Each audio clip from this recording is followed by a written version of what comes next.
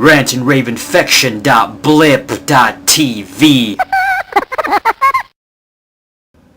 So I finished Saints Row 2 in a week with about 40 hours of gameplay, and with its 2-year anniversary coming, let's take a final look at Volition Inc.'s bona fide third-person shooter. Saints Row 2 is essentially a Grand Theft Auto ripoff with certain tweaks, but being a clone is not necessarily a bad thing, especially if your game is arguably better than the original. For those familiar with Rockstar's GTA series, Saints Row 2 is nearly identical in almost every way to Vice City and San Andreas, two of the most celebrated action games from the previous generation. You play as gangbanging hoodlums, carjack vehicles in the middle of traffic, run around expansive cities, and play various notorious missions.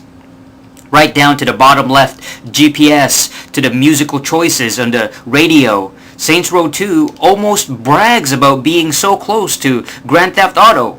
Of course, all these blatant similarities leave very little room for any originality, but there are some great improvements from Rockstar's franchise. You can summon 3 additional characters to help you in missions, or simply follow you around the city, driving around town, disturbing the peace. The main character is also customizable, a feature perfectly suited in this open world environment. You can play as a woman, as a Hispanic, as an Asian, as a freaking gladiator, and a variety of many other designs.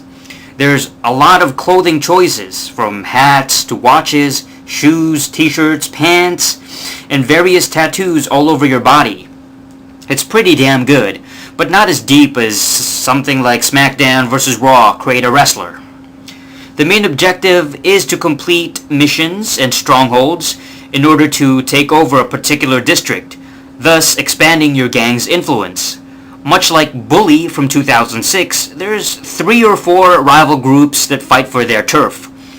But instead of jocks, preps, greasers, and nerds, Saints Row 2's main gangs are the Oriental Ronin, the Tattooed Brotherhood, and the Jamaican Sons of Samedi. The same stereotypical generalization are still perpetuated, but I think Volition's approach seemed more tongue-in-cheek. Case in point, the Asian restaurants labeled "fuck me, fuck you," and the food resembling testicles called "some old guy" and some young guy. The Jamaican Sons of Samedi vice leader, Sunshine, possess magical powers using a voodoo doll against you. In such a physical, real-world based video game, it's just weird to see any kind of supernatural powers. Now, most missions require you to drive to a particular area, kill some people, plant some explosives, kill more people, and call it a day. They're fun, but you know what you're in for after a while. You know what to expect. The activities are side missions that earn you respect points and money, which require more technical skill. So for example, racing events require you to drive against 3 other cars in a specific part of the city. These can be very tough and are somewhat comparable to true racing games such as Need for Speed or even Burnout, although the controls aren't nearly as tight. Other activities such as drug trafficking test your shooting and aiming abilities as you fend off rival gangs during high-speed chases while your partner performs the actual driving. Then there's the additional side games called diversions, activities that don't necessarily advertise themselves on the map. For example, if you ever carjack a taxi, you can access the taxi diversion by pressing triangle. From here you can pick up passengers, then drop them off at a certain location. There's a timer, there's a clock that you must complete all the drop-offs within that particular time. Otherwise you fail and you gotta restart or quit the game. Each activity has about 6 levels of difficulty, and once you complete all 6, you can still take part in them, but you won't receive respect points. Respect points are basically qualification achievements that allow you to play more missions and continue the storyline. Speaking of achievements, it's kind of ironic that this game has plenty of activities, yet you can't get any trophies. Some people find trophies disruptive and useless, but they're almost meant to be in this game. You won't be hearing the trophy unlock ping sound effect anytime soon, but the music is killer. Any Grand Theft Auto fan will recognize the variety, yet in some ways, Saints Row 2 takes it up a notch. We're not just limited to the 80s nostalgia of Vice City or the boom bap rap of San Andreas. In Stillwater, you can listen to modern electronica, ethnic bhangra, alternate rock, classical Bach, and various other genres. As a hardcore hip-hop head, I wasn't impressed with a K-rhyme station where pure rap was lumped in with commercial R&B, and aside a couple of songs such as New York State of Mind, a classic Illmatic joint, it's a forgettable playlist. Surprisingly, the easy listening station had plenty of fun-sounding music, and the electronica station kept me pumped during late-night drive-bys. I know it's a matter of personal preference, but imagine if you could upload your own MP3s into the game for some serious customization.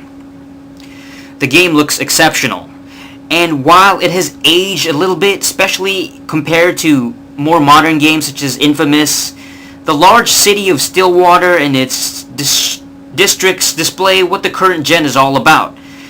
For example, you'll enter a store and buildings in real time. When you open the door and you can explore inside, walk around. Unlike the previous generation where you clicked on a glowing checkpoint and suddenly teleport in and out of buildings.